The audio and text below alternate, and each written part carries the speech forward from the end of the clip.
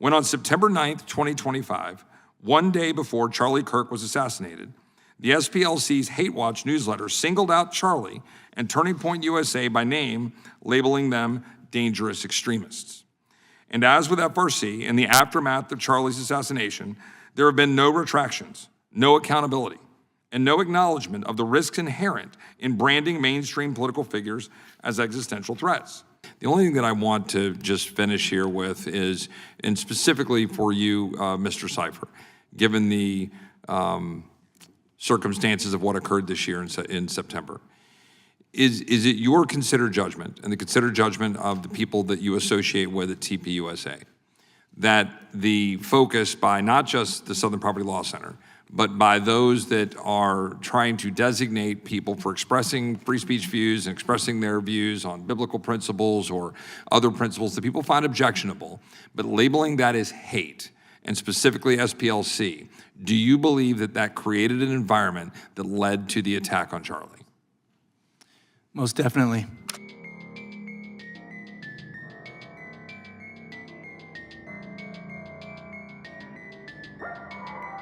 Today, the subcommittee meets to examine a troubling reality, that one of the most politically motivated, financially lucrative, and ideologically extreme nonprofits in America, the Southern Poverty Law Center, has been permitted to wield extraordinary influence over federal civil rights policy, federal law enforcement training, and the private sector mechanisms that increasingly dictate who is permitted to participate in civic life. This is a far cry from the Southern Poverty Law Center's early reputation as a group engaged in concrete litigation against civil violence and the KKK. But the SPLC has reinvented itself as a political fundraising machine built on an ever-expanding ideologically defined hate mission. Since 2000, the SPLC has published what it calls a hate map, a physical nationwide map that places bright red markers over the approximate location of designated hate groups across America. The map is updated annually, amplified to the media, and used by activists and even federal agencies as if it were a neutral intelligence product. How did we arrive at a point where a tax-exempt political organization can smear mainstream faith-based groups, parental rights advocates, even Muslims who reject terrorism, or student groups like Turning Point USA, and virtually anyone else who disagrees with its far-left ideology as extremists, feeding these designations directly into federal agencies, watching as violence follows, and then continuing to profit from the very fear it helps create? This is not neutral monitoring. It is a political weapon masquerading as a public interest watchdog. SPLC leadership openly admits as such, with a spokesman stating plainly, quote, "Our aim in life is to destroy these groups, completely destroy them," end quote. This is despite explaining that their designations are strictly ideological, not based on criminality, violence, or danger, conceding that their hate group labels are based on opinion, not objective standards. And to illustrate just how far this mission creep has gone, the Center for Immigration and Federation for American Immigration Reform, which are groups dedicated to evaluating the effects of mass illegal and legal immigration, are labeled as hate groups by the SPLC.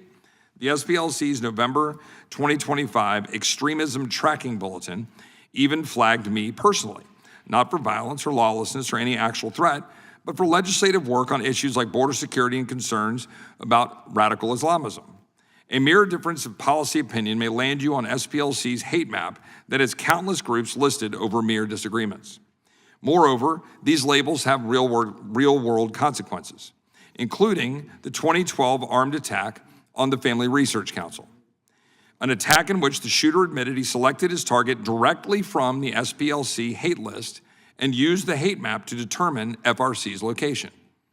He then entered with 50 rounds of ammo and a bag of Chick-fil-A sandwiches he intended to smear on his victims' faces as a political message. And even after this attack, federal agencies continued relying on SPLC materials, with the FBI citing SPLC classifications in at least 13 intelligence products on so-called radical traditionalist Catholics. We see this same pattern again more than a decade later, when on September 9th, 2025, one day before Charlie Kirk was assassinated, the SPLC's Hate Watch newsletter singled out Charlie and Turning Point USA by name, labeling them dangerous extremists. And as with FRC, in the aftermath of Charlie's assassination, there have been no retractions, no accountability, and no acknowledgement of the risks inherent in branding mainstream political figures as existential threats. These incidents, separated by 13 years but linked by the same targeting architecture, underscore a sobering reality. The SPLC's designations don't merely stigmatize, they can serve as ideological permission slips for individuals already willing to commit political violence. We must examine how federal agencies, from the Department of Justice and FBI to the Department of Education to even elements of the Department of War, have relied upon or incorporated SPLC's briefings, training materials, or lists of so-called extremist groups. How did we allow a private organization with no objective standards and no accountability and a long history of internal corruption and bias to become embedded in federal civil rights enforcement?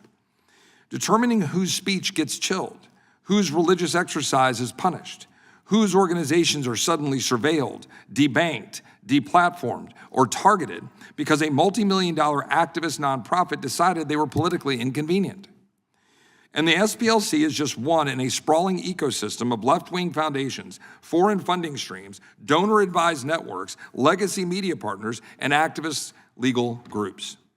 This network deploys billions of dollars annually to shape public-facing extremism narratives, pressure corporations into policing speech, and lobby federal agencies behind closed doors, encouraging the federal government to treat ideological dissent as a threat to civil rights law or domestic security. This is a broader ideological campaign designed to narrow the boundaries of acceptable speech, to define traditional religious beliefs as dangerous, to collapse the distinction between advocacy and violence, and to shift the federal civil rights apparatus from its original purpose of protecting equal treatment under law toward policing political dissent.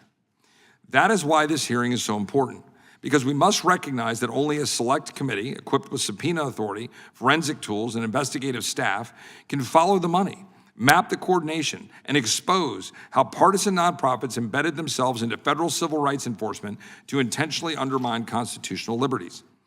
As the so-called targets of these systems are not violent extremists, they are ordinary Americans, parents, pastors, students, and community leaders expressing their values and exercising their constitutional rights.